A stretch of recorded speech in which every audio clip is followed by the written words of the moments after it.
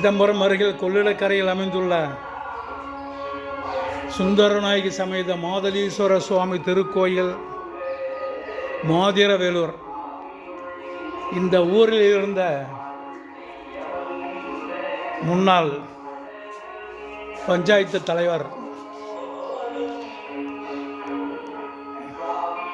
ராஜேந்திரன் என்பவர் எனது கல்லூரி நண்பர். இங்கு வந்து விசாரித்த பிறகுதான் அவர் காலமாகிவிட்டதை அறிந்தேன். மாதலீஸ்வரரின் நந்தியம்பெருமான்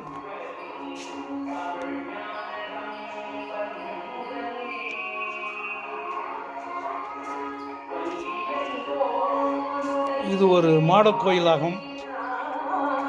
சற்றே உயரத்தில் அமைந்துள்ளது.